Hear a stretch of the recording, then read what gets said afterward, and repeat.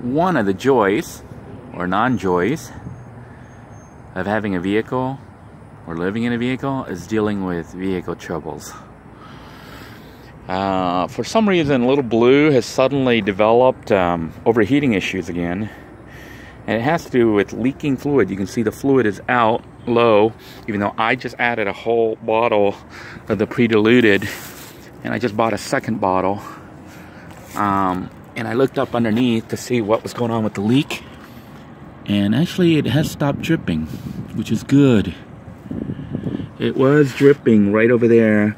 Not where the radiator is, but like way in the back towards the axle. I don't know if you can see the drippage there. So there's a connection back there, I think, where it is leaking. And you can see it was actively dripping.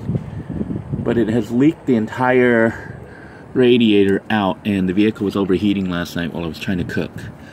So I went and I bought one of these pre-diluted, which normally you can buy the regular one and just add 50-50 water. You just add water to make it 50-50. But I didn't want to deal with it, so I bought a pre-diluted and poured it in here. But then it went all the way in, and I was like, okay, that's a problem. The radiator was completely empty. And then I noticed it dripping. It was dripping. So the fact that it stopped dripping means it kind of sealed itself. But to play it safe, I know some of you said you shouldn't use this, but I am going to put in Bars Leaked Radiator Heavy Duty. And basically, what it is some kind of almost like waxy plastic. So it looks like inside. It's got oil in it, and it's got these little pellets that melt. And the idea is for it to melt and seal any little holes. So I'm going to add this. So this is the Bars radiator stop leak here that we're going to be adding.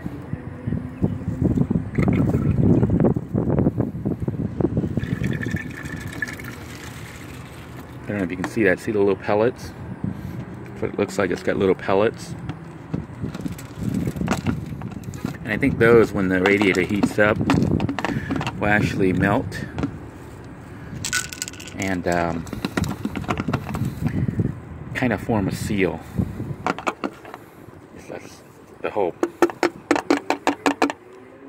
So I'm gonna get a little fork or something to push the rest in. Got some sitting there on the lip of the radiator. I don't know if you can see those pellets. That's what they look like, little black pellets, and I'm going to pour down there. Then I'm going to top it off with more pre-mixed radiator fluid and then run the engine. You're supposed to run it for 15 to 30 minutes.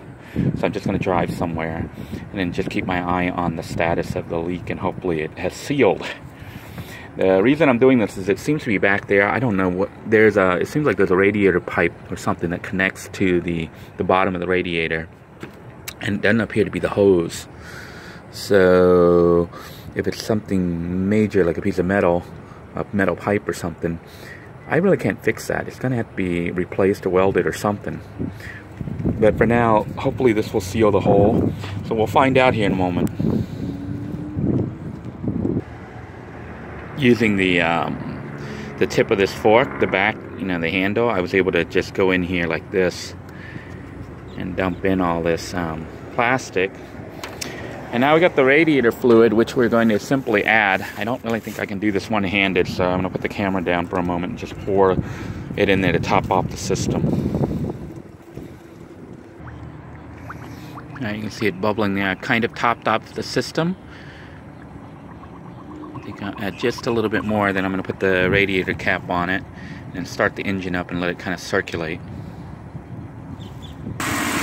I've started the vehicle up to try to get that bar stop leak to circulate, because as I was adding more, you can see it was continuing to, see how much it's running?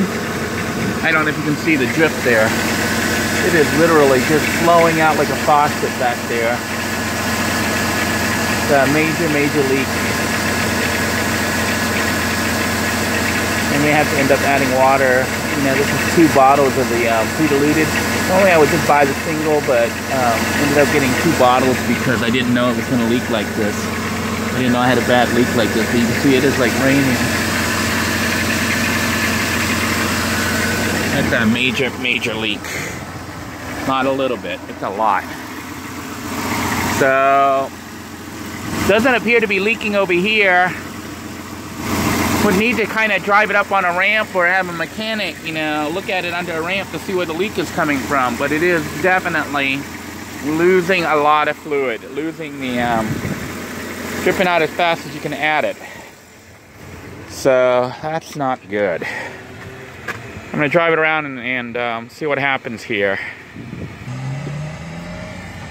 All right, we're driving around. I'm not really driving around, I'm driving towards Planet Fitness here to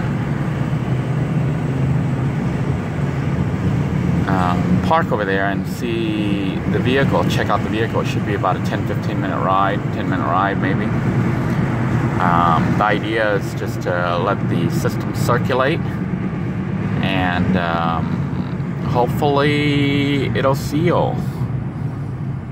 I'll head over to Planet Fitness's parking lot, get out of the vehicle and crawl up underneath and see if it's still leaking, add some more fluid, and I just have to keep my eye on it. I think I'm also going to need some water. I gotta find a source of water. I think there was a gas station I just passed up. It's a little too late to go back. May have to buy water. I think I may end up doing that. Stay tuned here for a moment. I'm going to get everything reset.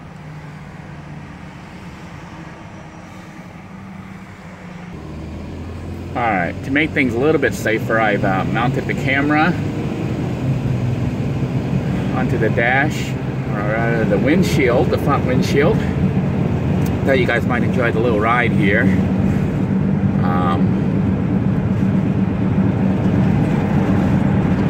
Heading over to Planet Fitness. And just want to let you know what's going on too. With my current situation here. Some people were, you know, wondering what's up with my wife and everything else. She's still in Argentina.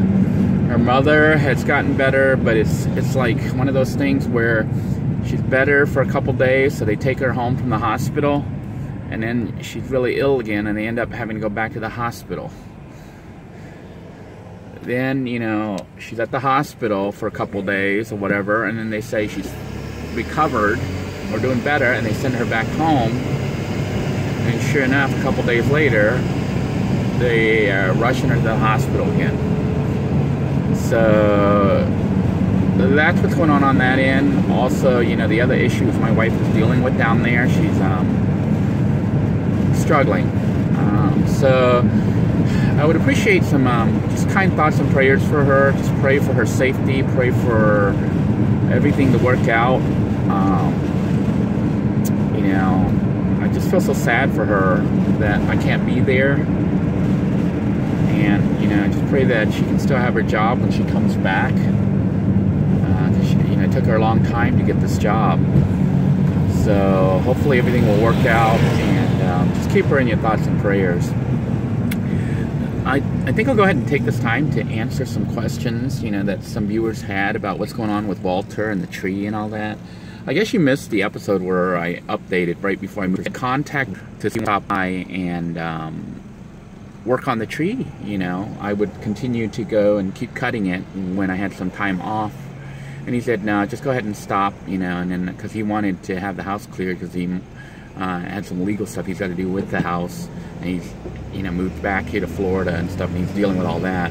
I didn't really ask him too much because, you know, it's personal stuff. I know some viewers on here have a hard time with letting people keep their personal business, but I didn't inquire too much. I normally don't ask people too much stuff. I take what they say at face value, and if they want to tell me more details, they'll tell me. You know, I don't sit there and start prying information from them. But basically, Walter's back as far as I know, and I haven't been back to the house. The tree is left pretty much as you saw it on that last episode. I removed all the branches and stuff that extended over to the neighbor's yard. I tried to kill it. I don't know if it's dead or still growing. I cut as much of the root as I could. Probably removed about, I'd say about 60-70% of it, believe it or not. I know it doesn't look like it, but I removed all the branches that extended into 3 different yards and cut a bunch of the root apart. So the tree is now confined to Walter's yard. It's just a stump length sideways that's about, I think about 12 foot long or so, between 10 to 12 foot long. And you know, when you say a stump, it sounds like it'd be easy to cut, but it's not. It's multiple stumps. So if you look at it, it's like a bunch of little trees that have twisted and you know, intertwined. So it's fairly hard to cut. And you would need, I think what you need is a huge lift to lift the thing out. If you were out in the wilderness or something, you could just set it on fire, but you know, you can't do that in a residential neighborhood. Now, as far as staying in touch with Walter, I haven't really said much to him. He hasn't really texted me since I moved out. He had extended, I was supposed to be out of there in August, and he extended it all the way to September because we had some legal issues on this end I had to deal with that required me to be in that house through September, and Walter was kind enough to extend the stay, even though it put him in personal jeopardy. But you know, he still did it because, I don't know if you figured out, Walter is like a very special guy, very dear to my heart. And I'm very grateful for everything that he's done. You know, it's helped my family quite a bit, even though we're still not quite stabilized yet. You know, I do have a job now, which I didn't have. I had the knife gig, which had me all over the state of Florida, and that didn't work out so well, even the second go round. And now I'm working at Walmart, but even this, a new development. You know, they say what Walmart giveth, Walmart taketh away, which is actually what's happening right now. Prior to Thanksgiving, Walmart had been increasing my hours to up to 40 or even, you know, going overtime. But now that Thanksgiving has passed, my schedule's all messed up again. They are dropping my hours to 32 hours, which is acceptable, but low. I really need about 40 hours or more. And the problem with Walmart scheduling is it jumps all over the place. It's not like a consistent schedule that you know what day you will work or what time. And then a couple weeks from now, they've got me scheduled back down to 27 hours, 27 and a half hours over a 5-day period, which is terrible because it would mean that I could not take another job.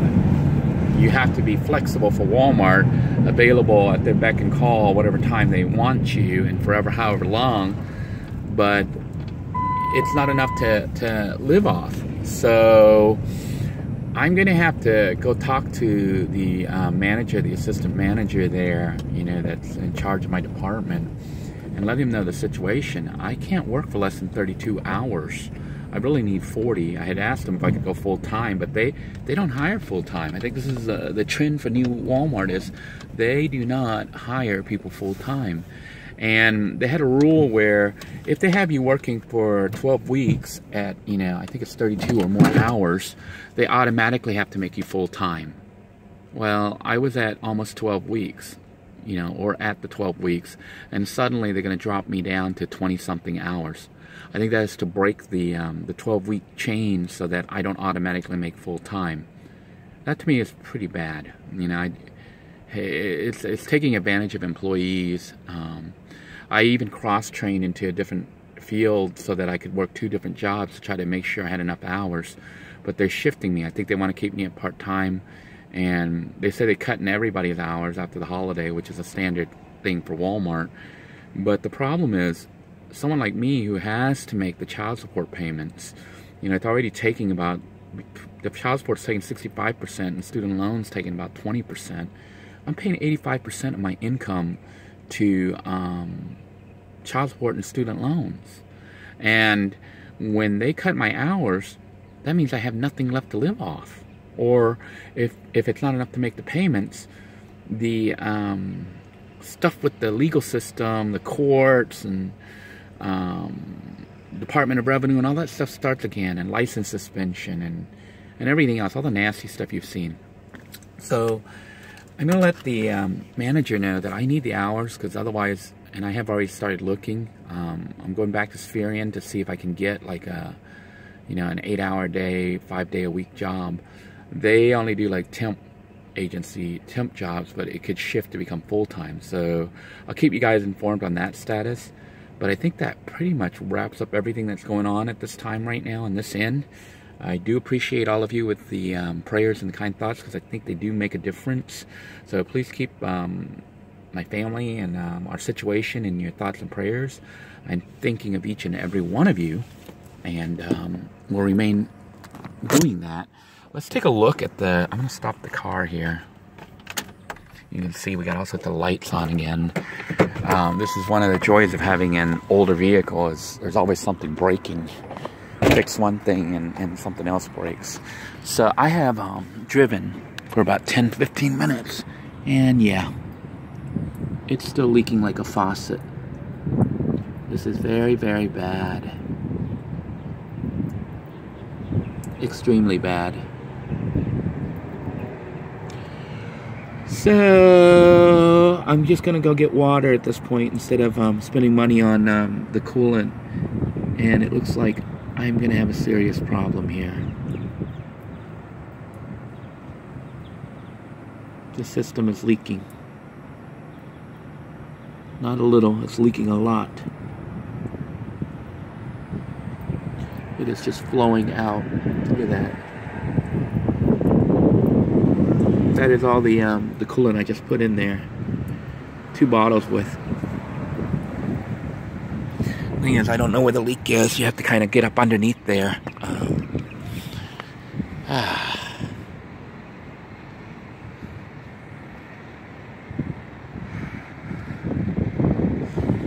I'm going to go ahead and stop filming now and see what I can do about the situation. It's mostly just nothing really. I really need to take it to a mechanic and have them look up under there. And of course, you know, it's going to be an expensive bill whenever you have to go to a mechanic. I may just try to keep adding water. Might even have to add it every day when I get to work, when I get from work. But this is really, really sucky. Well, until next time, everyone, I hope your day is going better than mine. Take care and God bless you all.